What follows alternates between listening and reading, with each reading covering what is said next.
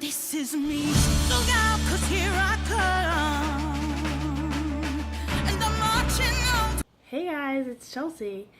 I have just finished reading People by Bogel, and I wanted to talk about what I learned by reading People by Bogel. So I just finished this book, and I liked it overall because I didn't realize how in-depth personality is, and that there's so many more things that have been found out, and so regarding people and how they are. But I also was surprised, I never read this author before, but supposedly she's a popular blogger. She runs it's called Modern Mrs. Darcy, and then she also has a podcast, What Should I Read Next? And she does book lists and reading guides. So basically she's popular on, I guess, through the bookish community, but I never really knew of her. But I was very excited to see that this actually was labeled Christian living, because she discusses the Bible and stuff, and how even people in the Bible had personality. You could see personality. So there's nothing wrong with being different is what I first caught from this book, and that's what I liked about it right away. And then two things that struck out to me that I was going to go over with you guys from this book, but I definitely recommend you read it yourself. But one thing that I learned about myself per se is that I am a highly sensitive person. And so all these years that I've been alive, 26 to be exact, I have always felt like I was weird, because things really noisy places, when I go to see live music or a show, I have to sit further into the back, or even I can't even go to arenas because of the high ceilings, and things like that. And then I always just thought something was wrong with me per se, or that I suffered from a condition like vertigo, or that caused that. But actually it's because I'm a highly sensitive person, and by reading that I found that out. And this is why I know that. It's because it says that they process information such as brought in through the five senses more thoroughly than non-sensitives. They also process experiences more deeply than those who lack the trait, and their emotional reaction is stronger to the positive and negative. When I was in college especially, I had a lot of emotional issues, and I didn't realize that when I actually watched Perks of Being a Wallflower, and I felt like I was actually carrying the emotions of the whole world. And so now that kind of makes sense to me, because it means that I'm super sensitive to other people's troubles and struggles, and so that makes total sense of that sensation was correct. And then it felt like I actually was able to,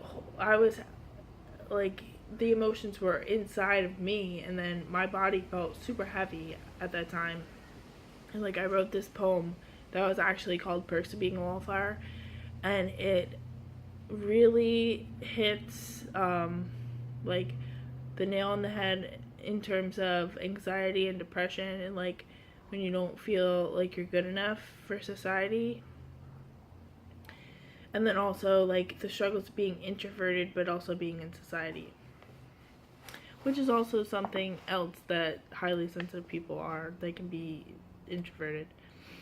Well, there's introverts and extroverts according to this book, but highly sensitive people, what's something else that, let's see, their reflexes are faster, they're more sensitive to pain, medicines, and stimulants. So when I drink alcohol, I kind of like have a low tolerance, and I always just thought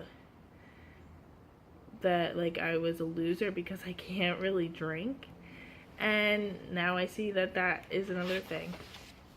Okay, so common triggers for highly sensitive people. This is the main thing that I want you guys to take in, because maybe you're watching this and you have the same thing as me. Like when you go to concerts, it's like too much, or like you're in a crowded restaurant and there's like too much going on. And then like for me, I now work in a crowded restaurant, and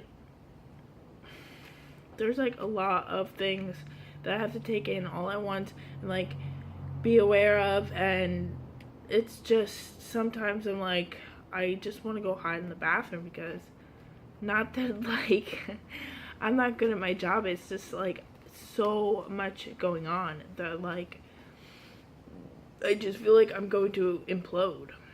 So anyway, noise. An early cue that somebody's highly sensitive is a reaction to like fireworks. Like, I don't like fireworks. I literally think that they are the most annoying thing in the whole world, because they're beautiful, but I just like to watch them. Like, I like to watch them on TV, or like somewhere where I'm not actually there, because they're so loud to me that I don't like to watch them live. And I know that just also sounds weird, but it's because I'm highly sensitive. And then it says they frequently dislike loud noise and non-stop noise of any sort. This could mean rock concerts, the buzz of a cocktail party, or a coffee hour at church. Similarly, talking for a long period of time can be exceptionally draining. Now, that doesn't mean that me doing these YouTube videos, like, I get drained from it, because this is something that I like to do because it's where I channel my extroversion. But I've also recently figured that out. Number 2, clutter. Messy spaces are draining for many highly sensitive people because there's too much visual input. So, like, kitchen counters and tidiness keeps their fuel tank metaphorically full. So, like, they just like things to be organized in their certain way, because, like, there's some people in my family that say that I am, like, I like to live in organized chaos, because I tend to pile things up. And, like, those are my piles of, like, how I classify things.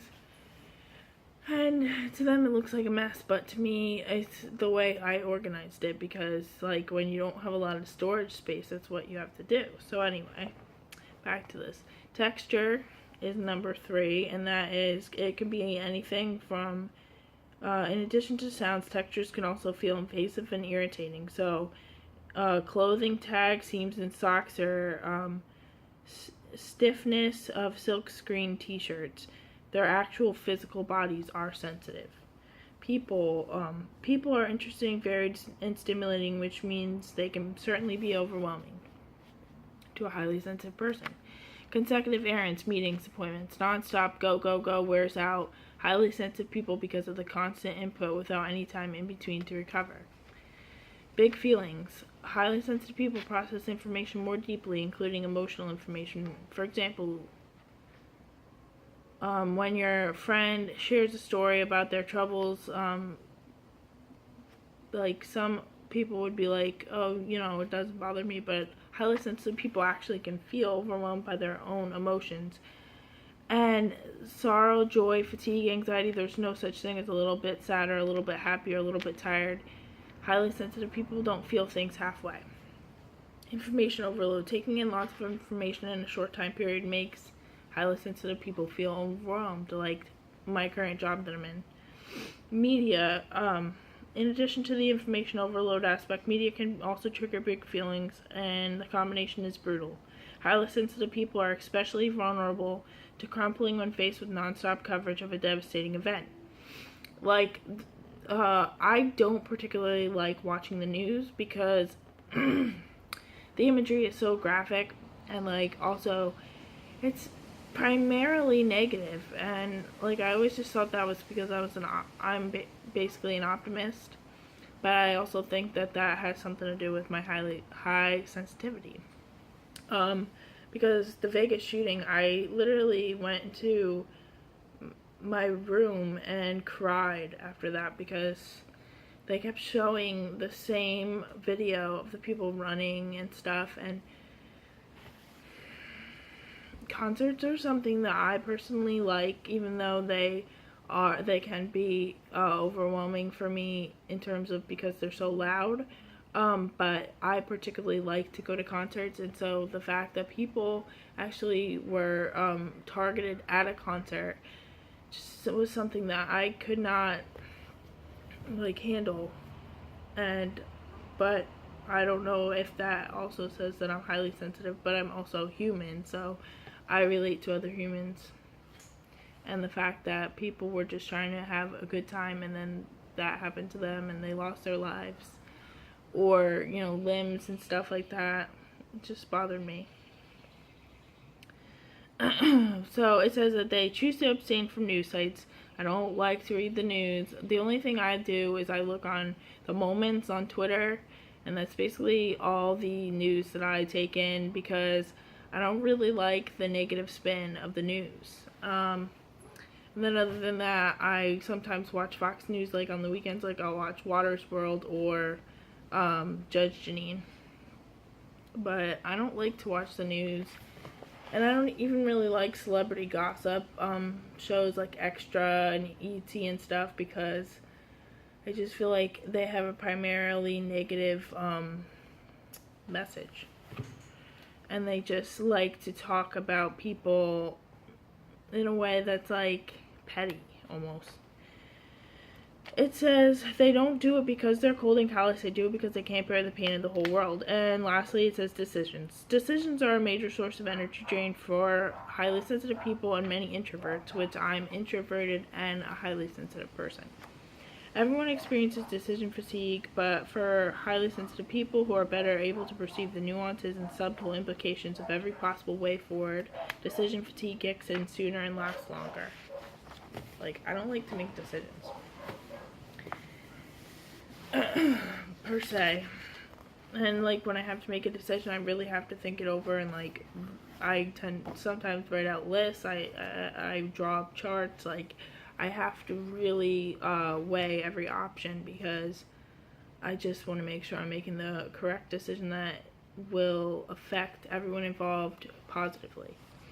And lastly, my personality type is INFP, which stands for Introverted Feelings Precept, I believe. But I don't, yeah, Feelings Precept. And that means, it says that they are a creative dreamer whose inner imagination guides their values, beliefs, and actions. And then they give the example of Anne Shirley from Anne of Green Gables, who was an idealist, kindred spirit who lives more in her dream world than in the real world. She's a hopeless romantic who's committed to her ideals and guided by pure intentions, even if reality isn't always sunshine and rainbows. And like that per description in itself made me see that that's definitely who I am to a nutshell. But I also liked about this book that at the back she had suggested reading, so you can continue to learn more about yourself. And there was books about, like, there's an actual psychologist who wrote a whole book about highly sensitive people, highly sensitive children, and then a highly sensitive person in love, meaning like how they handle relationships. So those are books that I'm going to be checking out, as well as there's a book that I just ordered from the library next, and that is Quiet, the Strength of Introverts in a Society That's Loud or something. And it's by Susan Cain. But that is what I learned, and I thank you so much for watching this. I hope that you guys check out Reading People by Anne Bogel, and also check out the description box I'll put some of the suggested reading titles that I'm probably going to be checking out in the description. And lastly, no one entered my giveaway, so I decided that I'm just going to give away a book to anyone who wants it, who watches this video, if you just send me a message saying, I would like to read Stripping Down by Sheila M. Hageman, I will send you the book free of charge. Just give me your address and it'll be on the way to you. So please message me with your address and I will get that over to you.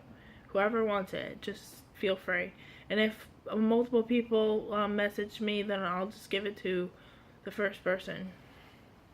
So try to be the first person.